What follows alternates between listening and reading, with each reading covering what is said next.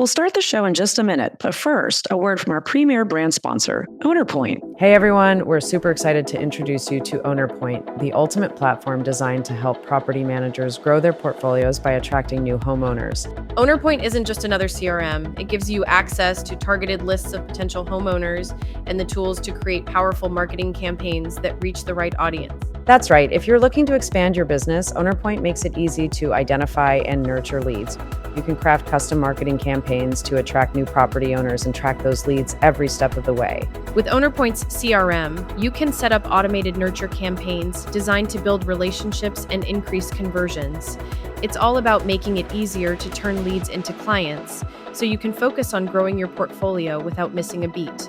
If your goal is to scale up and attract new homeowners, OwnerPoint gives you the tools to do just that, while keeping everything organized in one place. Ready to start growing your inventory and bringing in new properties? Head over to ownerpoint.io/Alex and Annie to see how they can help your business thrive. That's ownerpoint.io/Alex-and-Annie, where you can turn leads into long-term relationships and grow your property management business. Now back to the show. Welcome to Alex and Annie, the Real Women of Vacation Rentals. I'm Alex. And I'm Annie. And we're joined today with Tom Goodwin, who is the CEO and owner of Mountain Laurel Chalets, and also the host of the new podcast for the Love of Gatlinburg. Welcome, Tom. Good afternoon. Nice to see both of you. I'm so excited to have you with your angelic glow if everybody, you need to go to YouTube and look at it. Tom has this angelic glow going on. So it's for the love of God. We've got Tom here today. Yes. It's the halo effect, I guess. It is. We're so excited to have you back. It's been a little while. So we have a lot of things to talk about, but why don't you just bring some of our newer listeners up to speed on who Tom is? Well, great. My name is Tom Goodwin. First and foremost, married to my lovely wife, Susan, for 32 years, and we have 5 daughters. And I am the second generation owner of Mountain Laurel Chalets in Gatlinburg, Tennessee, family owned vacation rental management company since 1972. So we are going into year 53.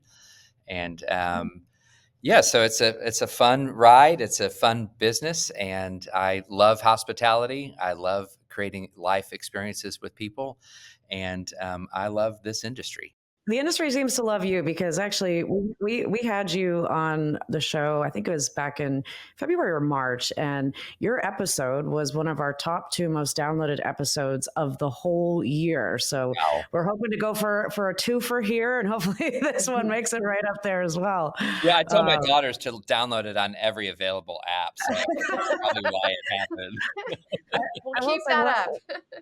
One of your daughters was so sweet too. She sent us an email, like just privately to us, and was just saying how thankful she was that we had her dad on the show, and how proud she was of you. And it was really sweet. So you've got a great family up there too.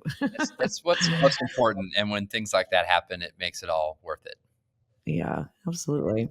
Well, tell us a little bit about For the Love of Gatlinburg. We want to talk a little bit about that today. We also want to talk about some updates to some projects that you had in the works with the rental business in the previous episode. But tell us a little bit about the podcast and your decision to do this and what it's all about. Great. It's interesting. You all have a word of the year that you kind of promote. I know Andy is really into that. And I've been thinking about mine for next year. Choose next year's. My word that I chose last December for 2024 was finish. And some people might think, oh no, you're finished, you're done. It's like, no, I start so many things, or I have so many ideas, but I really just wanted to, before I started anything new, I wanted to finish what were visions and what were dreams. And one of these dreams and a vision was to create not an industry podcast, but a destination podcast that captures the essence of our community. And so we named it For the Love of Gatlinburg, and it's a bit of a play on words or the phrase For the Love of God.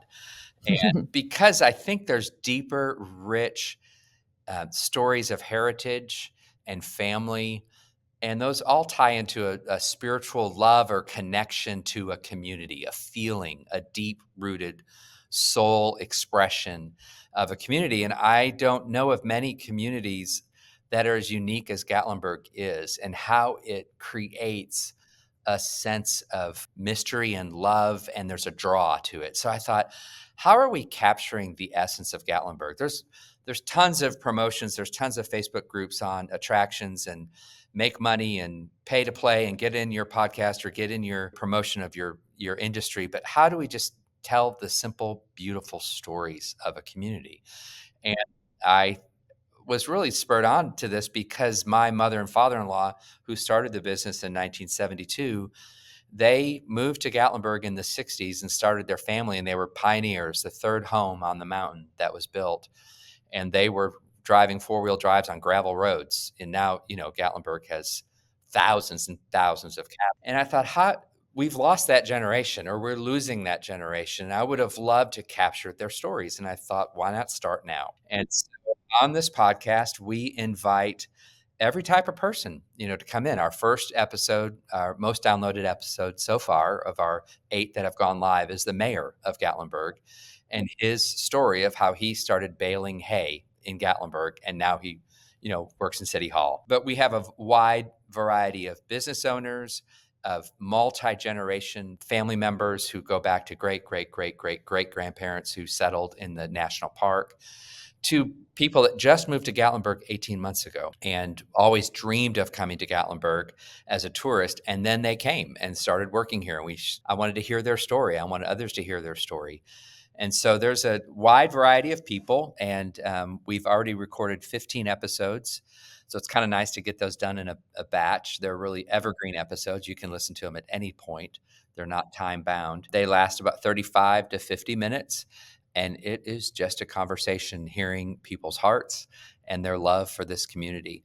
And part of the goal is to help our legacy guests know more of the backstory of the community. What was it like in the 50s, 60s, and 70s? What was it like to grow up here? How did your business start? What was the impetus for that? And then also for new potential guests that would be coming to Gatlinburg that would maybe Google Gatlinburg podcast, they'll see it come up. They'll listen and like, oh, there's a lot more to this community than just the attractions or just the food or, just all the bells and whistles. And it's kind of the story behind the story. And so it's been a blast to do. It's been really a lot of fun. And I'm really glad I followed my word of 2024 of finish, but now we've just started. So we're excited about it. Yeah. So what's the word for 2025? I don't know. You'll have to have me on I'll text you. Keep going. You've got a couple weeks to pick it. Maybe how about thrive? We would like to thrive in 2025. So I like that one. Yeah. Because we've wanted to survive in 2024 until 2025 happened. And now we want to thrive in 2025. I'm not committing that's my word, but that's maybe a thought. we won't let the cat out of the bag there. We'll let you actually select that and let us know. So the question for me, this is where I'm going. You have to know where I'm going with this. I mean, I know technically she's from Pigeon Forge, but do you have any guys to try to get Dolly on? I mean, would that not be the most incredible thing ever? Well, we say Pigeon Forge, but I will tell you, if you talk to Pigeon Forge cabin owners, they're marketing those cabins as Gatlinburg cabins. It's all Sevierville, right? It's all the same county. Sevier County and Sevierville, Pigeon Forge, Weirs Valley, Cobbly Knob, all those areas. But people say we're going to Gatlinburg. Yeah. But it really, truly is about Gatlinburg and for the love of Gatlinburg. So a lot of our guests don't live in Gatlinburg. They work in Gatlinburg. Their heritage is Gatlinburg. They might live out in Sevier County or Pigeon Forge, but we're specifically talking about Gatlinburg and the community. So it comes up, and the insider wording is above the tunnel or below the tunnel. So that was, if you're below the tunnel, you were inside Gatlinburg, but if you were above the tunnel, you were outside. So I didn't even realize it was above or below. I've been through that tunnel, but I didn't realize. I never thought about it from that perspective. I always thought it was like one side or the other, but left and right. Yeah, no, I love the concept, and as you were describing it, it made me think of. I remember one time when I stayed in a vacation rental, like a staycation here, went to North Beach and stayed at North Beach Resort, which is this beautiful hotel, looks like Atlanta's. And we had this gorgeous condo, and it was New Year's, and they had this book on the table that it was the history of Myrtle Beach, like dating back to the early 1900s and how things went on. And I literally, one of the nights, I just read that book from start to finish. It was just like, I had no idea the history and how fast this destination, as well as Gatlinburg, I'm sure too, has grown. And it's like, 20, 30 years ago wasn't that long ago. 50 years ago really isn't even that long ago. But when you see the perspective and the black and white photos, I'm just like, oh my gosh. Like, I remember in the book, I found, this was when I was at Condo World, found Condo World's office in a picture that was right after Hurricane Hazel had come through. And that building stood the test of time, but the street looked totally different. I mean, there was like two buildings on it, and it just looked like just a dirt road, but it's amazing. And people connect with that. So I think you're going to get a lot of traction and people that just fall in love with the mission of what you're doing. And some of the guests we want to have on are kind of our legacy guests that have stayed with us. I met a gentleman this week who came into our office. He has never missed a Alabama football game, home or away, for 411 games. And so whenever they're in Knoxville, he stays with us in Gatlinburg. But he has stayed with us over 60 times for 40 years. And I was like, what are his stories from a tourist, a guest perspective that we would all be blessed by as well? So the love for Gatlinburg goes far beyond the geographic lines of Gatlinburg or Sevier County, which I think is a great draw. I'm imagining majority of our listeners will be outside of the Gatlinburg community, though it has proven to be very positive as far as a PR move within our community and with the chamber and the buzz. I was thinking that same thing. Yeah. About a good word about Gatlinburg. Yeah, absolutely. And in your area, the chambers there, I mean, it's, or the impression I got when I went up there is that they've got a lot of hotels that are part of it, right? And I think it was the Gatlinburg chamber that we met with. There was nobody from the vacation rental side that was currently serving on the board, but that has changed. I was just elected. Okay. Yeah, that was over a year ago. Congratulations. I was just elected to a 3-year term. So congratulations. That's great. That's great. I love it. Well, that's awesome. So let's dive in a little bit. When you came on the show last time, you had talked about there was a company that you either were acquiring or had just acquired. And we said we wanted to have you on for an update to share how that has gone. But give us a little backstory and then maybe an update on what's going on there. Great. Through a connection, I was referred to a company in Pigeon Forge that was family owned, and the owner just got to the point of just saying, I'm kind of tired of doing this, and it's a challenging, difficult job. He and his wife were doing laundry and cleaning houses and doing all of the back office things, and they were well beyond retirement years, and they were wanting to have a transition. And the hard thing is that they had gone from like 80 properties to 21. So they had 21 properties. And, it's probably a little bit later to break ranks. They maybe should have done that earlier, but they were looking for someone just to keep the legacy going. And so I came in and had several conversations with him, and he wanted to transition more quickly than I was ready for. But we transitioned and took over the contracts of 21 properties, knowing that in the first quarter we would kind of have to spend the time to evaluate the sustainability of these properties. And do we keep these properties under their former brand, or do we merge them into the Mountain Laurel Chalets brand? So it was a bit of an experiment to figure out where we're going. And anyone in our market would know that first and second quarter we dipped significantly on travel and tourism. So not only transitioning owners of homes to a new company, but doing it during a difficult low occupancy time. That was really challenging. So when you acquire a new home, you do it one at a time, and you can talk to that owner to make sure they're a good fit and their home is a good fit. But overnight, I acquired 21 homes, and I had to determine which ones of these are going to be really viable within the Mountain Laurel Chalets brand, or do we do a separate value vacation brand? In those 3 months, we realized that when you buy a company, you're buying much more than just the contracts.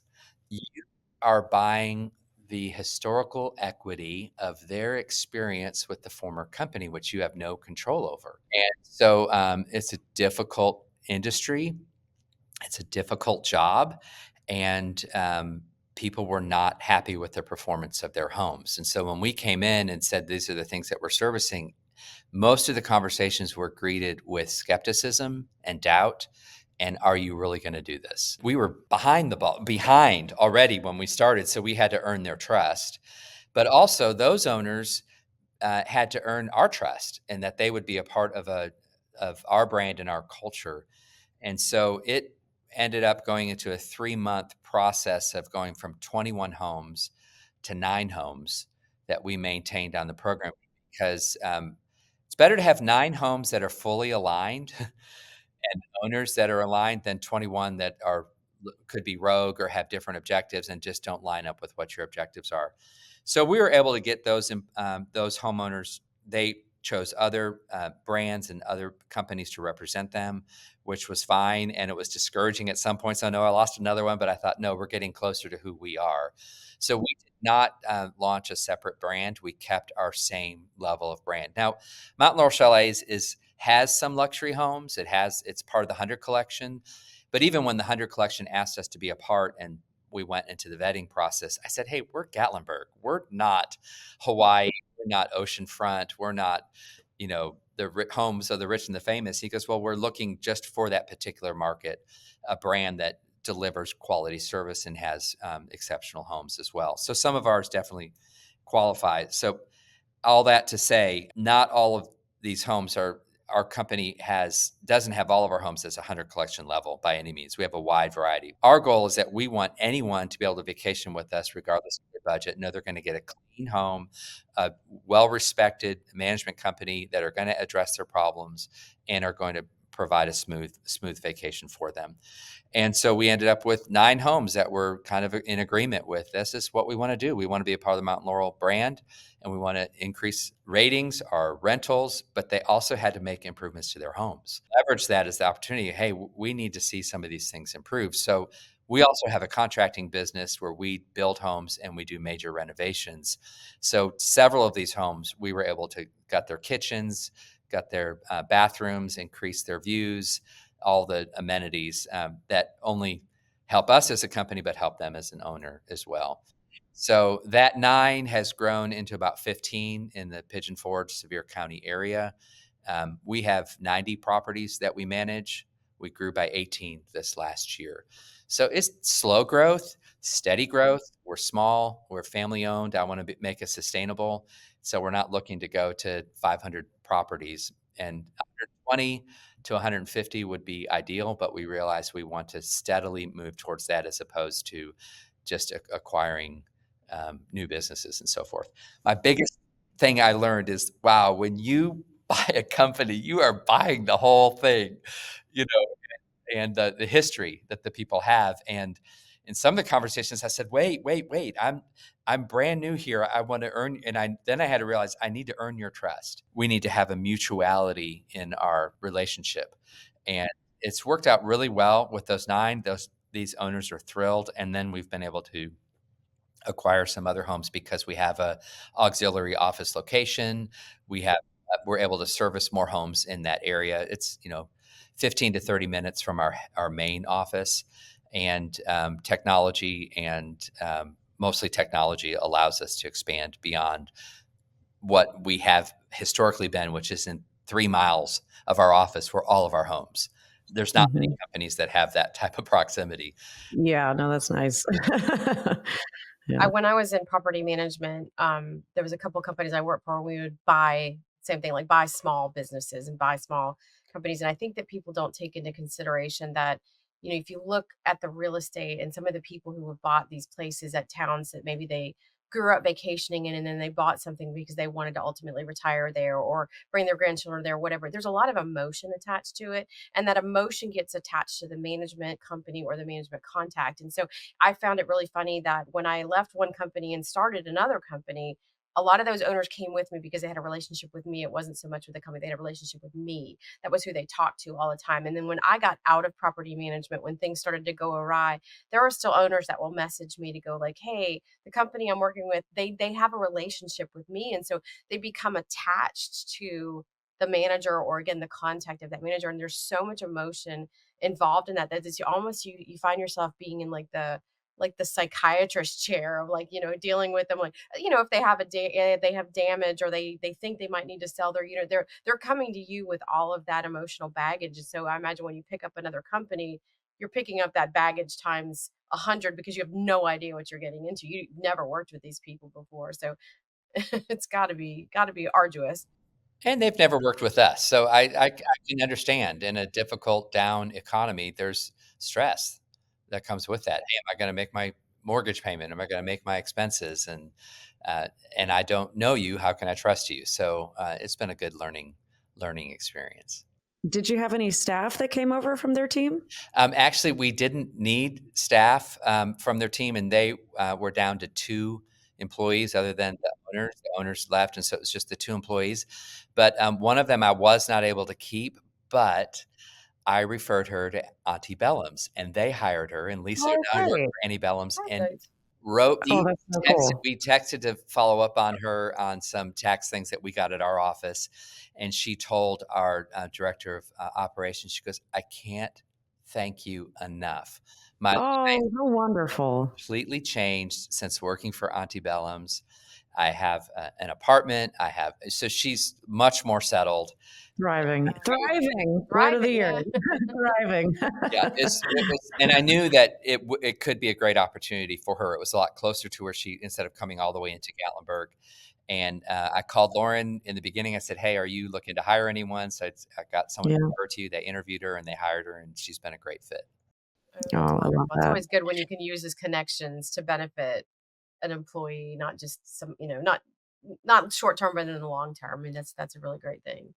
Yeah. Well, and one thing I've noticed about you for sure, I mean, there's no better proof of it. You're doing a podcast called For the Love of Gatlinburg, but you love the community. You've made those relationships with your competitors, with the local businesses, with the associations. So that story just rings so true and makes complete sense with the Tom brand.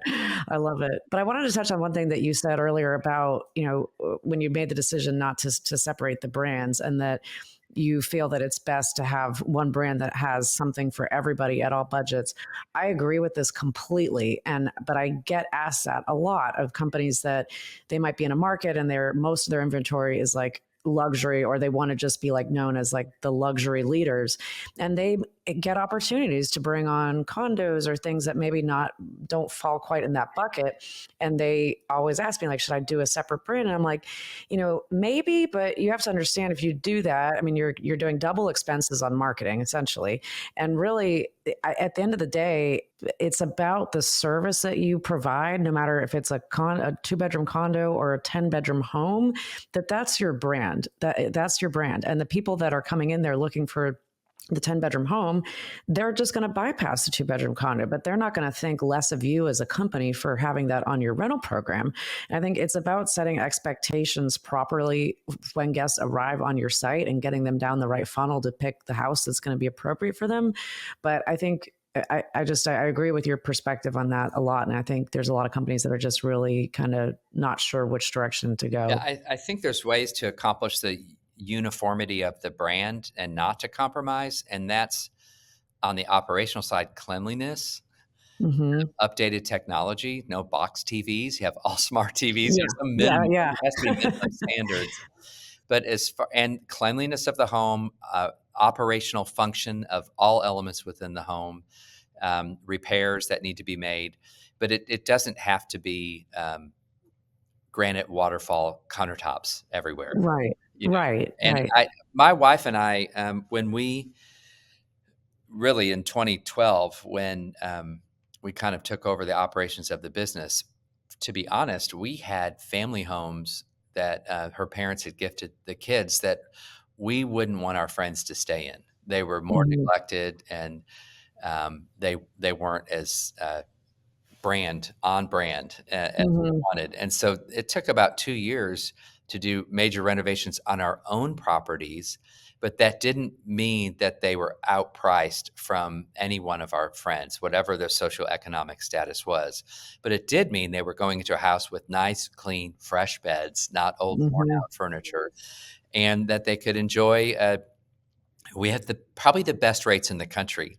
I wish they were higher. I Mhm. wish we could charge more premium prices, but you can get a nice 2-bedroom house for $120 a night at the rent rate Yeah. in the off Yeah. season, which is a bargain. It's a steal. It Mhm. doesn't mean it should be Yeah. a crappy house. It doesn't mean it Yeah. should be dirty Yeah. or mice infested or bad mattresses or neglected. So, our goal with our own homes is we want any one of our friends, regardless of how much money they make or where they travel, to feel comfortable in the home. And it would be warm and welcoming. And the same thing would be true. They'd feel comfortable with our company. They'd be welcomed by our front desk, by our phone calls, by how they're experiencing hospitality. And you don't need to put a luxury price tag on that. That should just be a bare minimum. And that's what represents our brand. And maybe some other people say, hey, we can take on some, lower level accommodations as long as, what are the key components that make them distinct as a part of your brand? I think it's telling about your character and the character of your company, that you wouldn't look at. I always think of it as like a land grab. It's not about the amassing the inventory. It's about getting the right inventory and taking care of it, and not straying from your principles for the sake of growing. And I think that some companies have done that and really kind of stepped away from who they started their core was. And sometimes when you step too far off that path, it's really hard to get back to it. So it's good to be methodical, and it's good to be focused. And it also helps your team feel like everybody's on the same mission. You never stray from that. And so it's great to see. And I think it speaks to the hospitality that you want to ensure that your guests and your team and the community has for your company. So kudos to you for Mhm. letting Mhm. units walk away, knowing it was okay to do that. Yeah. And even letting really good houses walk away because the owners aren't a match. So as equal as the home condition, maybe even a higher value to us is the relationship and level of trust that we can have with the owners and how much they'll trust us as well. We'll be back in just a minute after a word from our premier brand sponsor, Boom. My name is Chet Persad. My company name is KFE Management. Our location is South Florida primarily, and number of properties is around 70.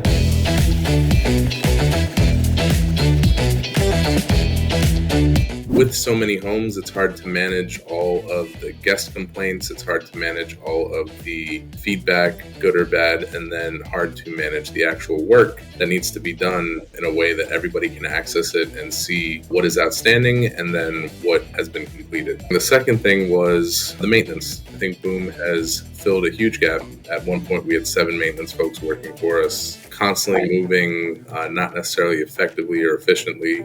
So through Boom, we were able to reduce our overhead to 3.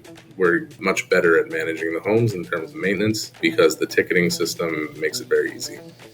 Our finance team, they like the financial tools, the analytics tools, because it creates a very clean, easy to look at view that can give you a quick, like within a minute, you know what's going on. So my first impression of Boom, instinctively, I was like, I don't know if it's going to be worth it because I have so many people that will have to change habits that we've built over years. Luckily, I was wrong. They definitely were able to adapt quickly because the user interface with Boom is very straightforward. We weren't looking for a solution because we didn't realize we had a problem. So during the discussions with Booms, we saw a lot of the efficiencies that could be applied that just made our lives a little bit easier.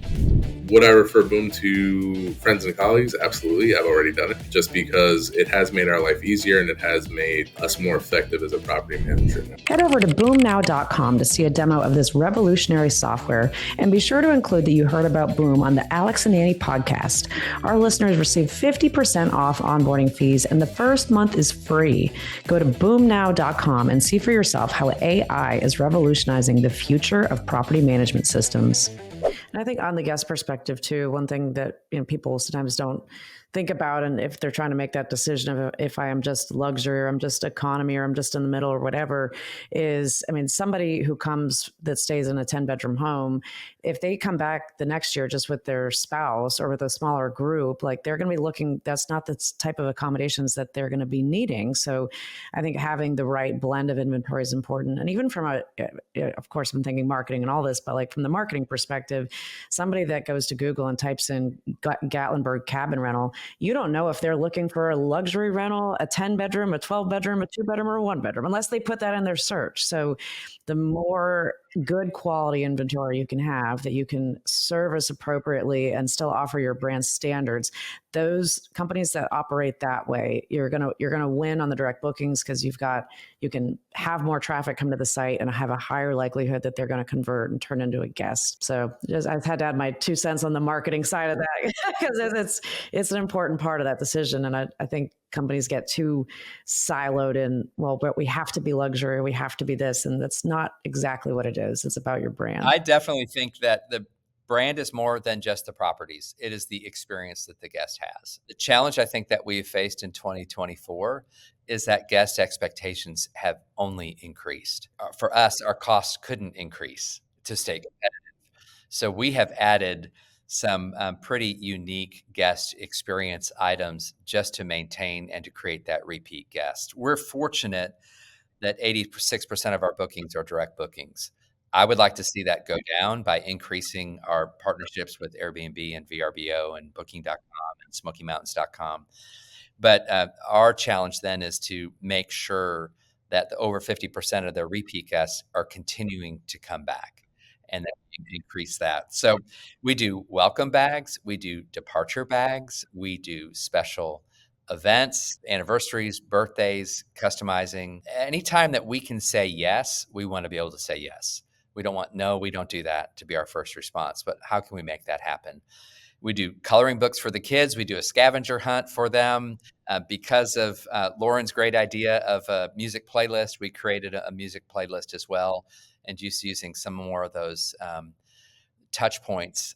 But the challenging thing is creating those guest experience things that are sustainable and that you keep doing.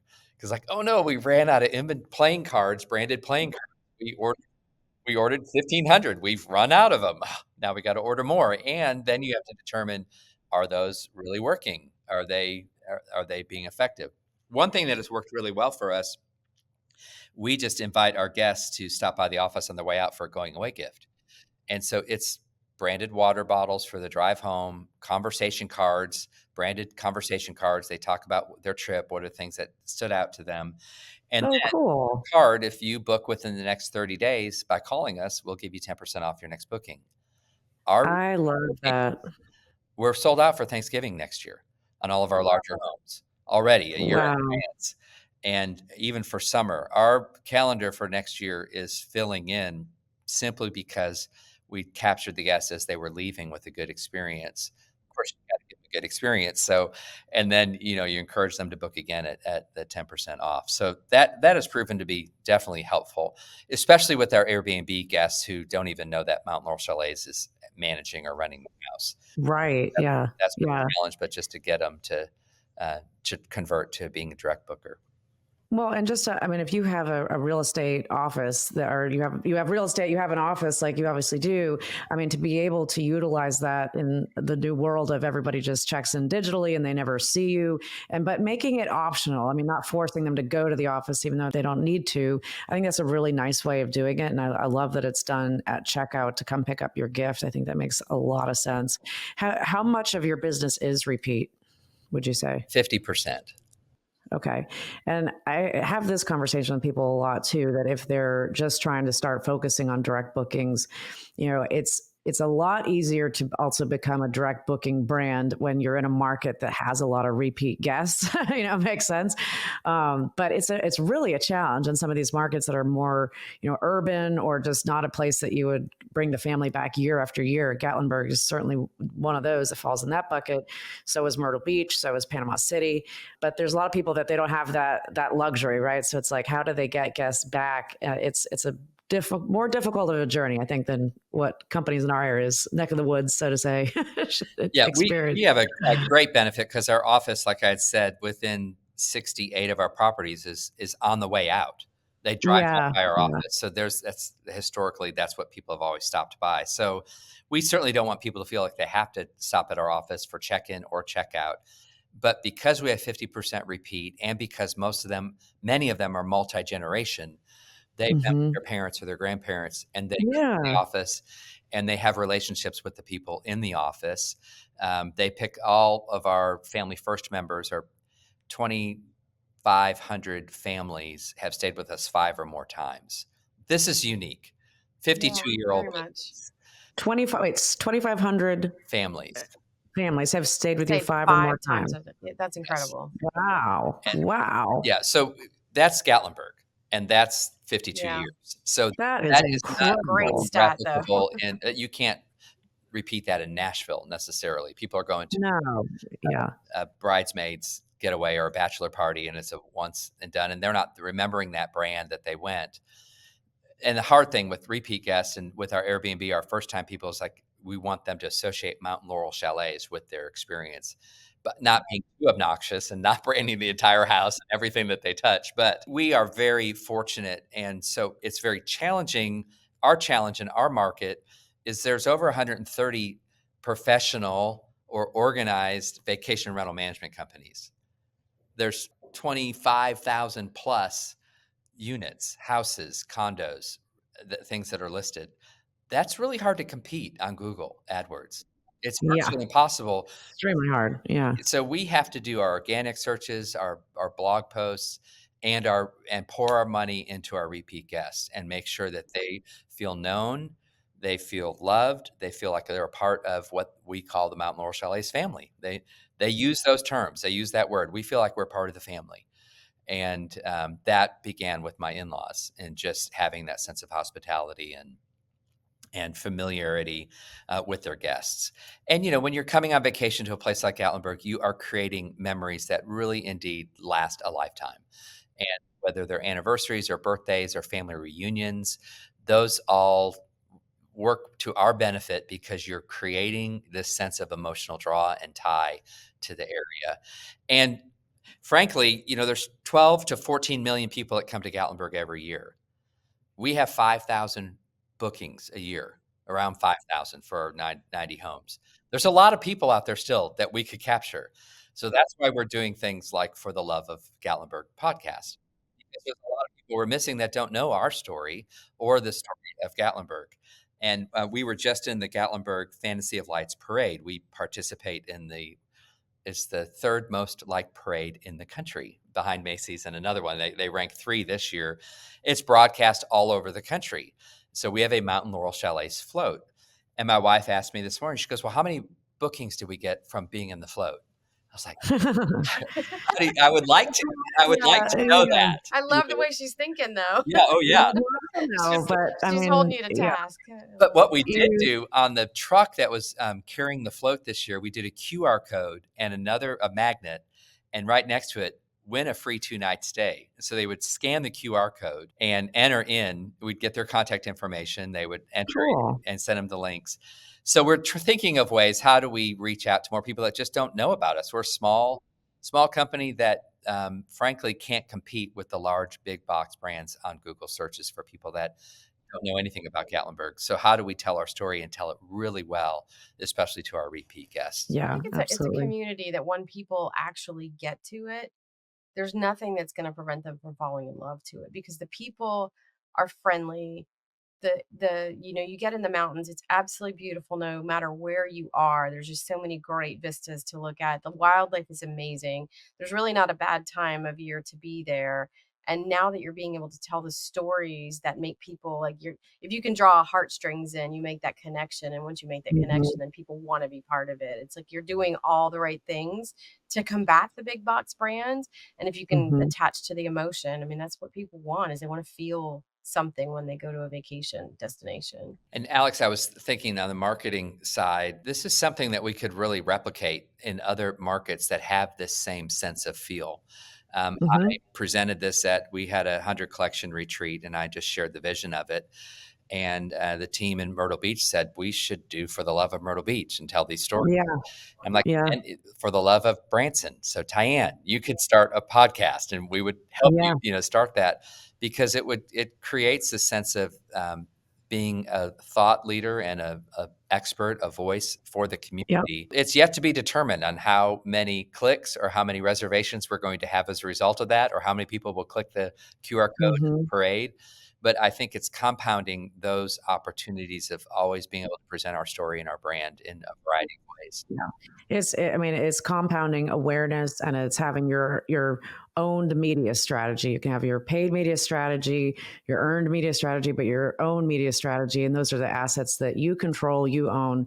Podcast is 100% one of those. So And the big I box think, brands can't do this story like we can, yeah, like the no, family-owned they local can't. people can tell the story. Yeah. Yeah. Absolutely. And it's, like you said, it's so much more than just the property, that why people are coming. They're coming for that experience. They're coming for the memories. And the more ways you can capture that and just reconnect with them, through that type of a strategy, I think is fabulous. But I'm also curious too, what about activities? Like, I know in your area, the attractions are a big part of why you go to Gatlinburg. There's so many museums and Ripley's and the zip line, and we got to go on all of them last year when we came for the chamber trip, and it was so much fun. But do you work with any of the attractions or any of the vendors up there to partner your guests up? Yes, we definitely do. And one of the easiest ways that we've been able to accomplish that is through our partnership with Explory, and offering the free tickets, for one ticket per night to each of the different attractions. But like Old Smoky Moonshine, I interviewed Johnny with Old Smoky Moonshine on the podcast, and he does backstage tours of how they make the moonshine, and talk about a local experience. So he does bus at a time. So we have a relationship there where he's able to do those backstage tours for a guest or group of guests. Also worked with Jason Aldean's, which is a new restaurant in Gatlinburg, and partnering with them and having a good experience. Mike Fowler with Fowler's Clay Works on private pottery classes that people can go and make a piece of pottery. We're also working with the Friends of the Smokies, which is the kind of volunteer organization in the national park, for hikes and all the recommendations within the Smokies. Preservation, sustainability. We give a discount to anyone that's a member of the Friends of the Smokies, and then we also have a good partnership and relationship with them. But our guest, Explore is great, and their customer service is outstanding. But our guest persona is really more of a graduated tourist that's coming to do the unique individual experiences of Gatlinburg, and whether that's their own unique experience in their house and their view and their meals and their family traditions. Some of the things that we've come to experience from our guests is we have a lot of people that spend Thanksgiving with us year after year after year, and we started giving away free pies, delivering pies to the houses on Wednesday before Thanksgiving. This year, our guests were calling the office and saying, "Are we getting pumpkin or pecan this year?" Oh, Oh, Trying to plan our yeah. menu. Yeah. Oh, I love So that. we I love partnered that. with the local food city and get those homemade pies, and then we hand deliver them. But I do think with the experiences, there's so many more opportunities. Whether it's I've been to some of the like the Disney resorts where they do the s'more and the movie night. They gather around. A little more difficult when you have your own property or your own home. You're not staying in a condo or a hotel room. But how can we do some more of those activities? Even working with the neighborhood association that we're primarily involved with, even thinking of ideas like movie nights at the pool or a food truck that would come, and then we would sponsor that as well. But I think we need to be thinking more in that experience mindset, as opposed to the basics of clean, nice accommodations with great Wi-Fi, great entertainment. I mean, how many putt-putt courses can you put in at a a yeah, house, right. or climbing Well, walls yeah, in the basement, or animated dragons? I've And I was thinking, been here. it's hard to keep Yeah. up with all those things, but there's other partners in the community that we can create those unique experiences. You know what could be really cool? And this reminds me of Ocean Reef and Destin. Our good friend Richard, I remember when I went down and saw them a few years ago, he said that, pre-COVID, when you still had to go to the office to pick up your keys, they had hundreds of units. So on Saturdays, it was like just massive traffic jam. So they own this whole complex in Destin. So they would have like food trucks and like a carnival and like a band play, and like they made it into a party every Saturday. So the guests, as they were waiting in line, they were happy to be there, right? But obviously that's changed now and everything's digital. But you could do that on the checkout side. That if you are most of your stays in season like Saturday to Saturday, or does it really vary? It varies, and most of the checkouts are on Sunday from the weekends, and okay. But we do, we've done lemonade and coffee at the office and cookies and so forth, for people, and creating that. But like we have our annual homeowners meeting at the end of April. I've mentioned that before. How do we make that more of an event that's more kid friendly, blow up, rides and things like that? We hosted at Ober Mountain, so seems like there could be an opportunity to do something with that recreation there. Rent out the facility. You're giving me good ideas. This is more than a podcast. This is a brainstorming workshop. We want to come. I know when we hosted we used to host, I think we talked about this before, like host managers out or the homeowners meetings. It was always like a cocktail party on the pool, but you had like a room for kids to go play games, and we hired babysitters for people to send the kids in, and they would do activities or watch movies or whatever.